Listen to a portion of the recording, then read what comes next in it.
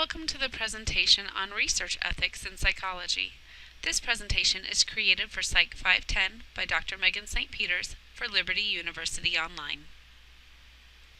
Topics for this presentation include defining ethics, the Belmont Report, the Code of Federal Regulations 45 CFR 46, and its subparts including the Institutional Review Board, and finally, special topics of ethics in psychological research, including informed consent and vulnerable populations.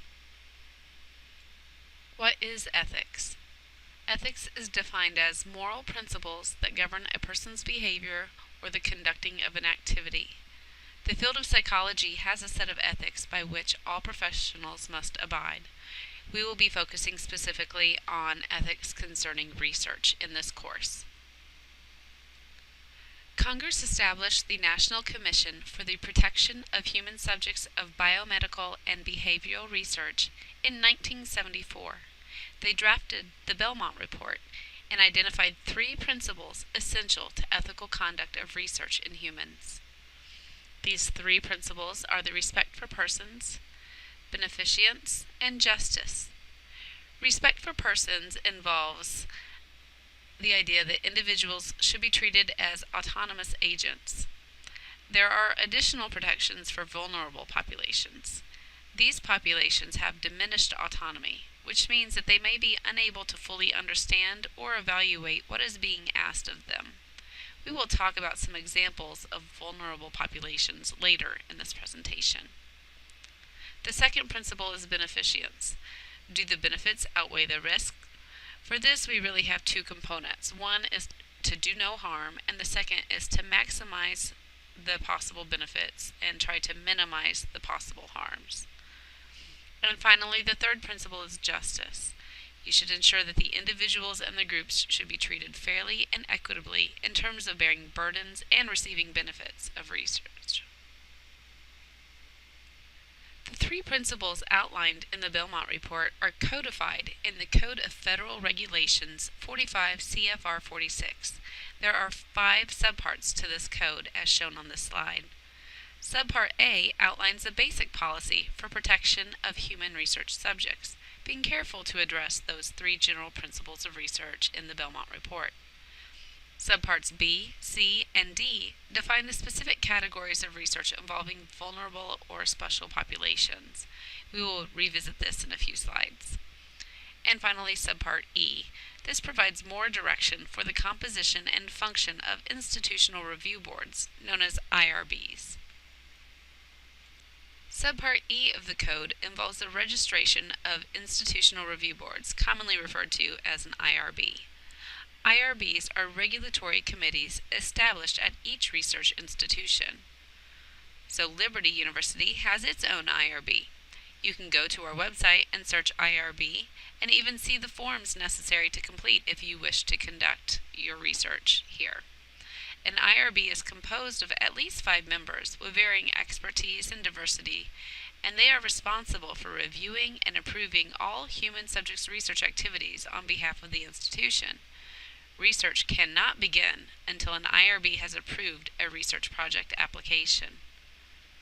In general, the IRB application requires the researcher to outline the goals of the research with very detailed methods for how those goals will be met, as well as the experience of participants and protections put in place for those participants. The IRB must evaluate the risks to the subjects, adequacy of protection against those risks, and weigh that against the potential benefits and importance of knowledge gained. Not only is the research design evaluated, but the IRB also must pay close attention to how research is presented to potential participants. This process involves informed consent. Informed consent is a document provided to potential participants that details the nature, duration, and expectations related to their voluntarily choosing to participate in a study. There are 3 fundamental aspects of informed consent: voluntariness, comprehension, and disclosure. Voluntariness. The participant must not be coerced. It should be extremely clear that a person can quit a study at any time and that they are not induced to participate unfairly. For example, if you want to conduct a study in school, You could offer extra credit for participation. However, students would need to have an alternative option worth equal extra credit so that they don't have a disadvantage if they don't want to participate. The second fundamental aspect of informed consent is comprehension. Participants should know and understand what is being asked of them and what they will undergo. And finally, disclosure. This should fully outline how much time will be expected of the participant, what they will be experiencing, as well as what type of information will be collected from them and how their identity will be protected or maintained. Also note with disclosure, sometimes deception might be absolutely necessary, but if so, then participants will need to be debriefed at the end of the study. Debrief is fully informing the participant about the true nature of the study once their participation has ended. Now that we know what an IRB does, we can revisit safeguards for vulnerable populations. Subparts B, C, and D of the Code define the specific categories of research in which pregnant women, human fetuses, neonates, prisoners, or children respectively may be involved. The subparts describe additional requirements for informed consent and may specify additional responsibilities for the IRB when reviewing research involving these populations. They also list the requirements for research that need additional levels of review and approval. Other vulnerable populations include, but are not limited to, mentally disabled persons and economically and/or educationally disadvantaged persons. While the regulations do not specify what additional protections are necessary for these groups, the regulations do require that investigators include additional safeguards in the study to protect the rights and welfare of individuals when some or all of the subjects are likely to be vulnerable to coercion or undue influence. Vulnerable populations are groups who have diminished autonomy, as discussed earlier. There are special considerations for each of these groups, and you would need to learn the specific regulatory guidelines depending on which of these populations you wish to conduct research on if you go this route. However, in general, these populations cannot provide their own informed consent, because for various reasons they do not have full autonomy or ability to make decisions for themselves. Research is still possible. However, there are different forms and procedures, following the specific subparts of the code as shown in the previous slide.